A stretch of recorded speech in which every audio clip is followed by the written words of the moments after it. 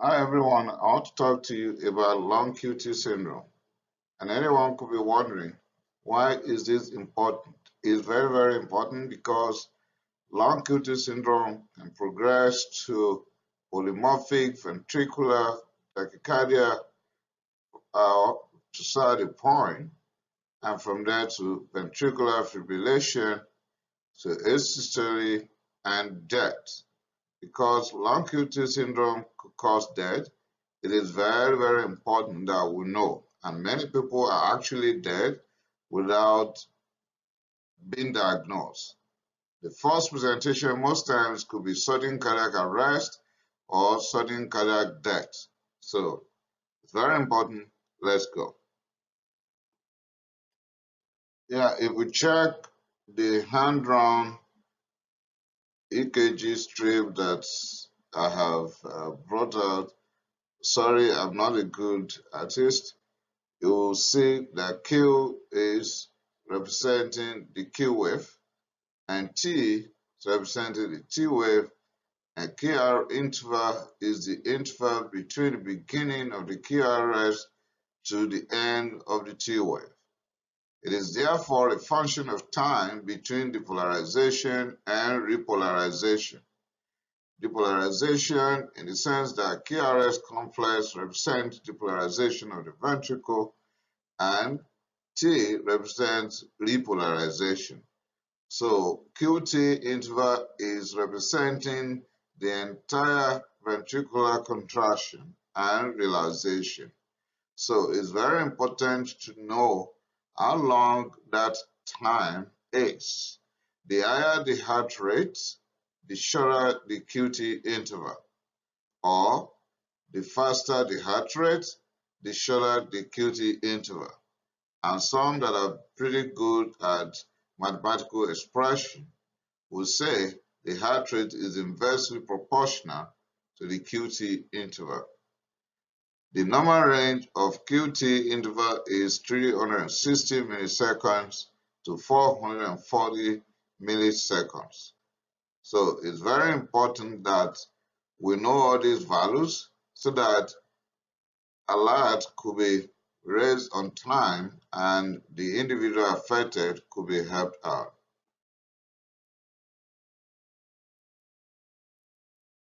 Because the QT interval is inversely proportional to the heart rate, a formula has been developed to correct for RR interval. In other words, QTC is the corrected QT interval. What that is all about is that QTC has taken into account the inversely proportionality between the QT interval and the heart rate. So it's putting together QT interval and heart rate. And heart rate is counted using the number of RR waves on an ECG strip. So let's go about how we come about QTC. QTC by formula is QT interval divided by the square root of RR waves in seconds. The normal QTC range is 400 to 440 milliseconds.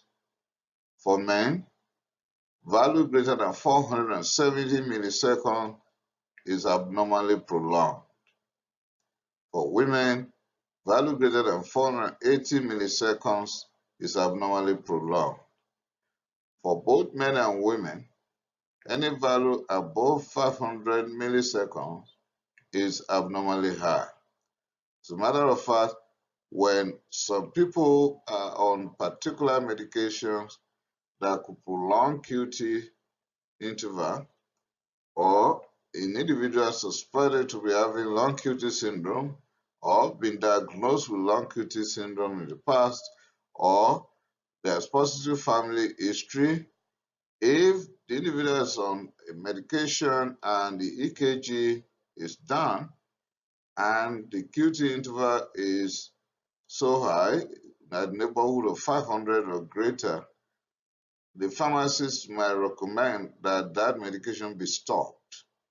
Yes, it is that serious. That medication will have to be had so that we won't run into the sequel. But don't be in a haste. Let's go. Okay, this is the EKG that I use my hand to draw. I'm sorry about that. I'm not a good artist, but what is important is I want to pass the information across so that when you grab the EKG, you know exactly what you are dealing with. So the P wave is there before the QRS complex, and you've seen the T wave. Okay, U wave is not, you know, labeled here. So what we are dealing with is essentially the QT interval, and that is what I've been able to bring out clearly. So it is the onset of the QRS complex. That is why I mark in green and trace down in dotted lines, and the end of the T wave on the right, with dotted line marked down. So the distance between the two, the Q, that is the beginning of QRS complex, and the end of T is the entire period of time called the QT interval. And I've just given the values that will be expected.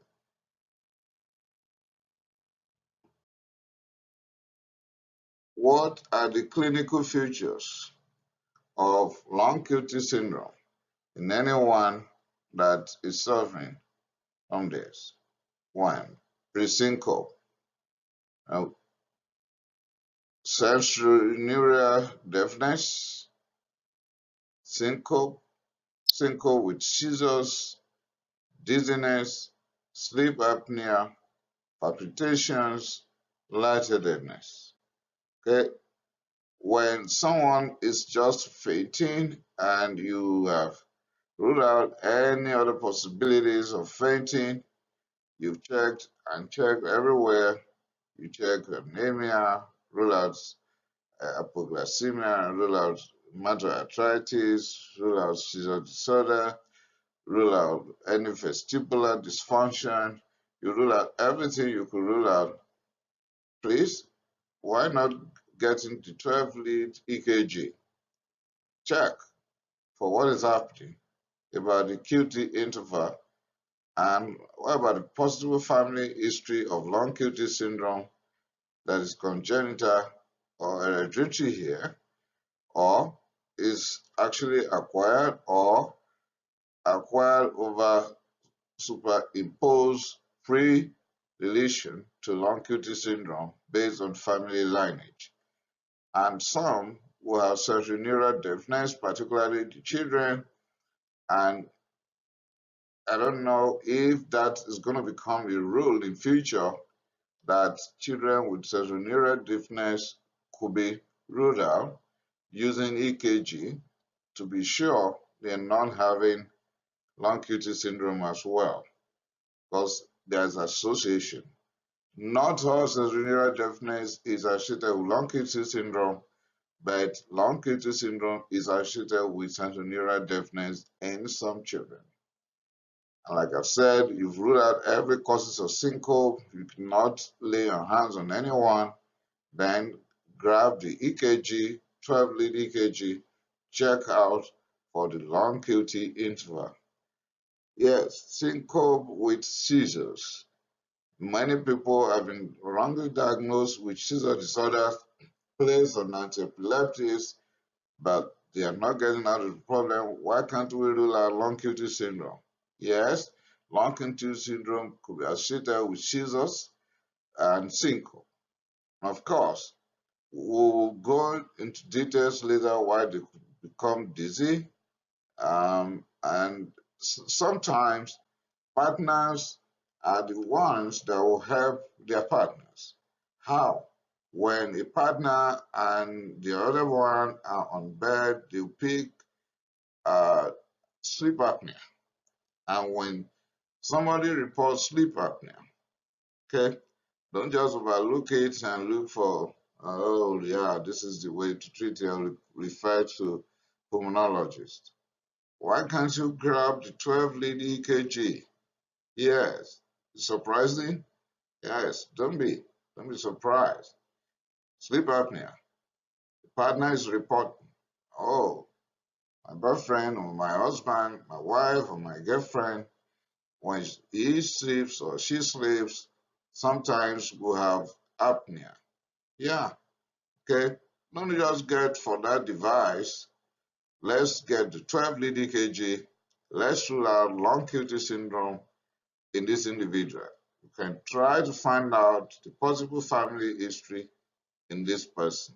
And not all palpitations are atrial fib. It could be ventricular fib, it could be ventricular tachycardia, could be supraventricular tachycardia, could be atrial flutter. But the ventricular tachycardia we are dealing with now, or the ventricular fibrillation we are dealing with now, might be as a result of long QT syndrome. Yes. Why not the 12-lead EKG? And let's get it out. Lightheadedness, because when there is arrhythmia, not enough is sent to the brain. Not enough cardiac output is getting to the brain, and then that's just the issue. So, a lot. The clinical feature sometimes could be nothing. In other words, could be asymptomatic. Why that? If there is no torsade de pointe, it could be asymptomatic. So many people will have lived and died normal death. Just lived a normal life, not coming down with any arrhythmia, not showing any sign of anything related to what we've discussed and we're still going to discuss, because they've been lucky enough not to have torsade de pointe. Okay, but sometimes that's not the case with many people. It could be sudden cardiac arrest. Sudden cardiac arrest, that might be what will bring the individual to the attention of the healthcare workers, because the family will call 911 and all the procedures to resuscitate will be put in place. But let's check 12-lead EKG and we'll be able to figure that out. Could be sudden cardiac death, like I've said from the first slide, that long QT syndrome could progress to polymorphic ventricular tachycardia, going to, or torsade de pointe, going to ventricular fibrillation, going to asystole, and of course, death. And we have all known that the commonest cause of sudden cardiac death is ventricular fibrillation. Here, ventricular fibrillation could be involved. And when it is involved, in an individual who has never been diagnosed before, because there was no reason to have had EKG, 12-lead EKG done on him or her, then the first presentation could even be death. Okay, severe long QT with polydactyly and with patent ductus arteriosus is called Timothy syndrome. In other words, when a child is given birth to and there's polydactyly, and you've been told there's a hole in the heart that is not closing on time, and they've been given some medication like indomethacin and the rest, and said they call it patent ductus arteriosus, please, the next thing that should be ruled out here is severe long QT syndrome. When that is also present, that is long QT syndrome, polydactyly, and patent ductus arteriosus, they are all grouped together and called Timothy syndrome. That's a serious situation. Many infants have died. We always say, oh, sudden infant death syndrome is the way they lay down, face down or prone position, make sure the child is sleeping supine, and so on and so forth. Why not trivalent EKG? But of course, it might be too late because the child is already dead. But if there's a way all children could be ruled out with trivalent EKG, maybe some infant death syndrome cases could be averted.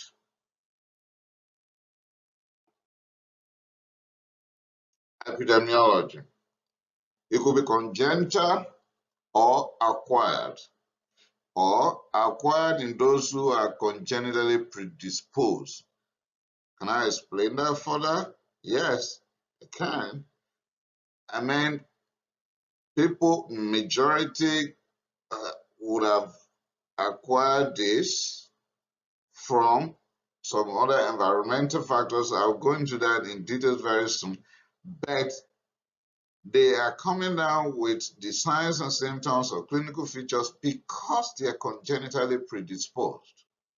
So, majorly, congenital issues are the largest of issues, but there are lots of medications, electrolyte imbalance, and everything that could serve as acquired weapons about this. About 1 in every 2,000 live births will be diagnosed with long QT syndrome if the EKG is run on them. Genetic or congenital form is present at birth. Of course, we know that. We inherit a lot of stuff from our parents, and sometimes we inherit horrible stuff like this as well. Some neonates. When we say neonates, we mean kids from the 1 to the first 28 days of life have been diagnosed. So it could be diagnosed as early as any age at all. Presentation is mostly at third decade of life, but it can be as young as 12 years. That is, those who have clinical features and on account of which EKG is run on them and the diagnosis is made is commonly when they are 20-something to 30-something, but it could be as early as 12 years as well. Majority will not have any reason to suspect having it, except after a family member has been diagnosed. Yes, maybe the uncle has been diagnosed, and that is the reason why they want it run. Okay, mostly diagnosed on routine EKG. Why? Might be this individual just wants to go and start sporting events, and the coach recommends having the clean bill that the heart is good and you are ready for death. And while doing that, they run EKG. And that is why most will be diagnosed. Will you call it a silent killer? Somewhat. Long QT syndrome is essentially a ventricular problem. Why? It will come down with prolonged QT interval, polymorphic ventricular tachycardia. So start the point, when you see TDP on my presentation, I mean this very one, that means to start the point, so that I will not be repeating that all the time. So start the point is mostly self-limiting, or it's short-living, or it terminates spontaneously. So start the point can progress to ventricular fibrillation to asystole or cardiac arrest. And of course, if no appropriate intervention within the shortest possible period of time, the individual could end up in the mortuary. And reason for some sudden death from long QT syndrome is ventricular fibrillation that will progress to asystole or cardiac arrest. What are the possible triggers in this individual? Noise. Noise. You know, when I will be presenting on seizure disorders, we'll come across this as well. So maybe we should recommend running 12-lead EKG on every young people that are coming down with seizure disorder. So noise. In those who have inherited LQT1 or LQT2, postpartum period, by the time we're presenting that, maybe we'll go over this again, but postpartum stress could lead to LQT attack. Emotion, anxiety, stress, and so on and so forth. Exercise, sleep or rest. Okay, here we go. Most times people believe that when you have problem, the next thing is you rest, relax, sleep. Some will even take sedatives. That is not the case with long QT syndrome. I mean, some variants of it, when you have too much sleep or too much rest, in some variants of long QT syndrome, you actually come down with trouble. Sudden awakening from sleep by phone or alarm or thunder. So, in other words, there's actually nothing you can do on your own to prevent this, because when you think, okay, don't let me sleep too much, you want to exercise, what if you have the LQT1? And you say, okay, I will not exercise, I'm going to rest. How about the variant you have? Or you need to go walk and you set your alarm. So you are not to be blamed, but then you just have to meet with your cardiologist, run the 12 lead EKG, get the exact diagnosis of the type of the long QT syndrome you have, and calm down on specific triggers and get that avoided. What are the possible risk factors? Genetics. I've said LQT1, LQT2, or LQT3.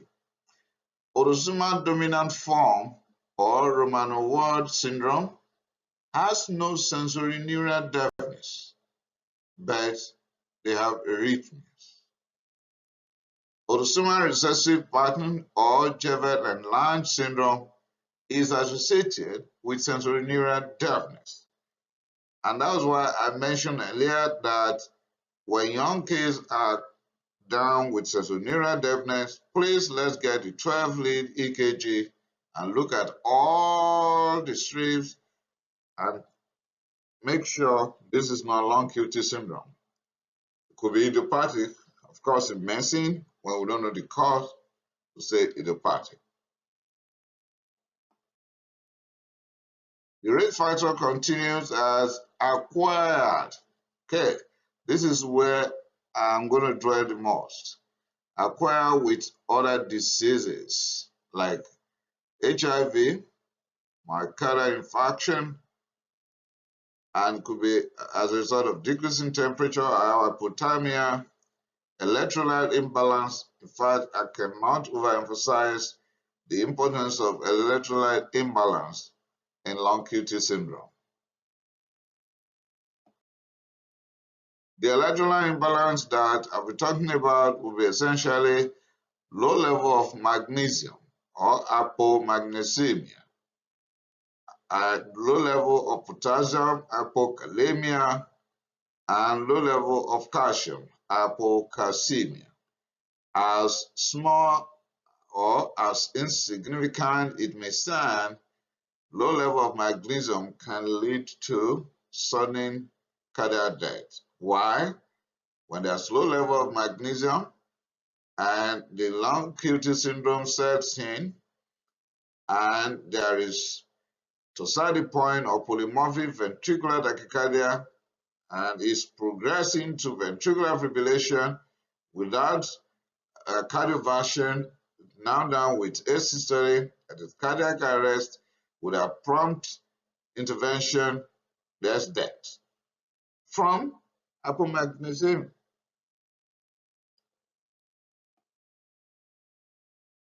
Acquired, again, acquired is a loss. Could be acquired due to malnutrition, high protein diets. I mean, liquid protein. Don't run away from liquid protein. If you are not diagnosed with long QT syndrome, some will be saying, my goodness, I'm not going to take it again. No, no. If you're having any clinical features suggestive of what we discussed earlier, you can contact your cardiologist. So I'm not saying don't take protein or don't take liquid protein and you come down with malnutrition. No, no. If you think you're having clinical features, contact your cardiologist. Starvation. Sometimes we think people that are dead when they are starved because no glucose supply to the brain and so on and so forth. It might actually be long QT syndrome. Anorexia nervosa. Okay, young ladies, yeah, you are wonderfully and fearfully made. Accept that. Just adjust your diet, match it with energy expenditure.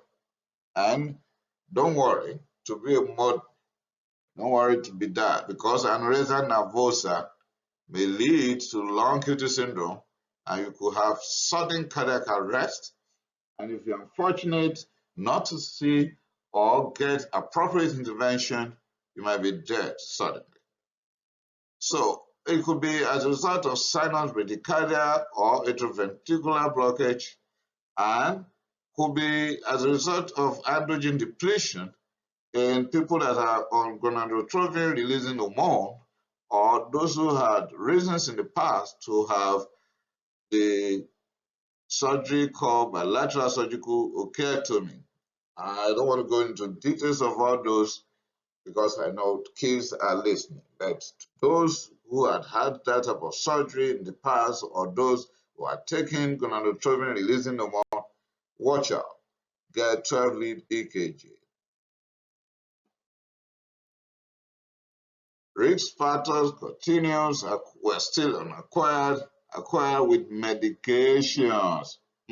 This is where you need the cooperation of your family physicians who will be following you up after you've been seen by a specialist, and of course, who will be liaising between you, your specialist, and the pharmacist. Several medications can prolong the QT interval. The full list is beyond the scope of this presentation because I cannot just go over everything.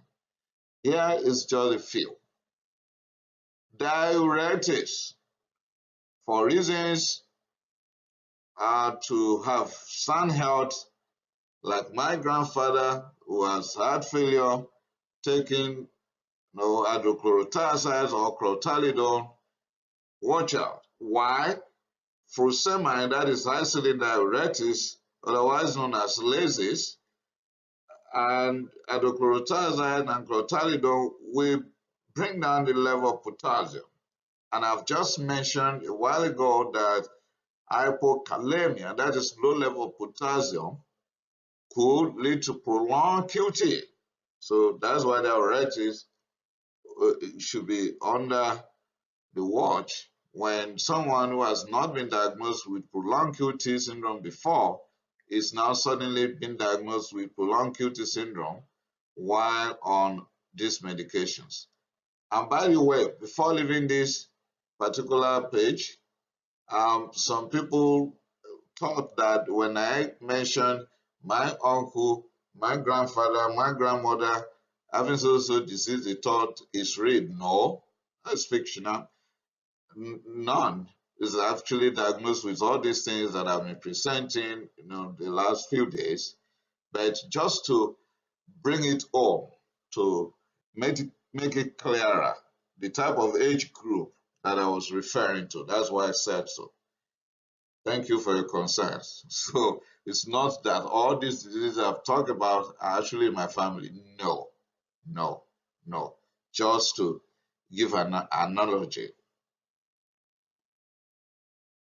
Risk factors still unacquired: analgesics, methadone, hydrocodone, buprenorphine. You need them, but then run the EKG. Antiemetics, ondansetron, granisetron, hydroxyzine. Some people's heart will be pounding right now. My dad, my uncle, my aunt, my grandfather has been taking this, or myself, I've been on this. Again, I said, when I give that analogy, doesn't mean it is actually happening to me or my family member as a person, but just to bring it now to the level of someone who has that in his or family or in his or her own life. Antidiarrhea like loperamide. Well, a note here is that it's not that immediately you pick loperamide, you swallow it, then you are done with long QT syndrome. No, but in high dosage, then there's possibility of problem. Antihistamine, phenadine, hydroxyzine, who was in, like I said, some are actually having the long kidney syndrome because they are predisposed congenitally before, or by way of hereditary, they are already predisposed. That's why they're having trouble now while taking these common medications. Other risk factors are antiarrhythmic agents like quinidine. In fact, quinidine is very, very and highly implicated in long QT syndrome troubles. Diazepyramide, procainamide, amiodarone. Wow. We use amiodarone a lot in antiarrhythmic situations. Now, like what? Amiodarone? Yes. Don't be shocked. Check the 12-lead EKG. Make sure this person is not having long QT syndrome. If not, you might be sending the individual to the early grave. Bronchodilators. Wow, this is not going to sound well in the ears of people with COPD or asthma. While albuterol, formoterol, salmeterol, and terbutaline have been implicated. So if you are on all these medications for a long time, it will be wise enough to let your physician know, or your physician should liaise with the EKG experts around this, check that you don't have long QT syndrome.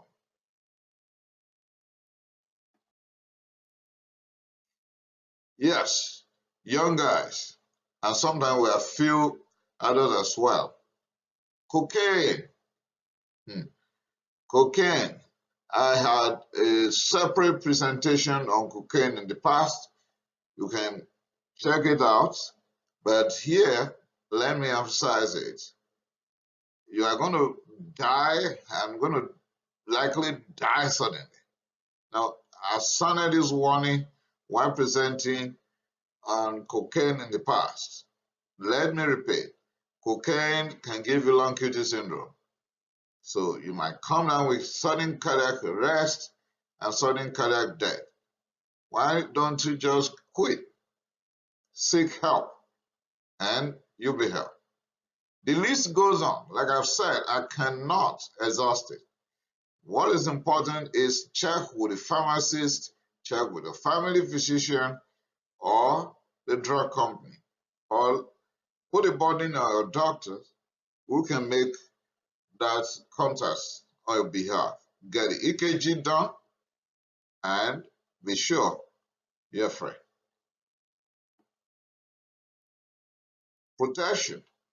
Out of all this, we are lucky to know that beta blockers are protective, but it's not everyone that will suddenly be having beta blockers, or I'm not making that recommendation that the primary prevention is now taking beta blockers without knowing your congenital predisposition probability or not.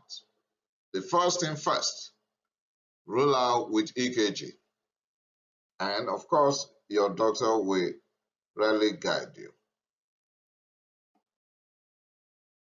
In conclusion, for the moment, because this is not the end of the story as far as long QT syndrome is concerned. Well, I have put it here just to amuse you that this is truly long QT syndrome, and it's truly long. Spent more than 30 minutes and we're not done. I wish that all newborn will have EKG at birth. Might be some powerful people will take up this across the whole world in the next few years. Yes, let all newborn kids have EKG done, because some as young as the first few days of life, I mean neonatal period, they're already diagnosed with this when they come down with the troubles. And some infants are dead, and we'll call it sudden infant death, without making this diagnosis. So let's get it done in them. I'm wishing all affected people well. And this is not the end of long QT syndrome. We still need to go over how we make the diagnosis and how we treat. Check out for the next presentation on long QT syndrome. Thank you for listening. Kindly subscribe so that you can get this as soon as they are published. Thank you.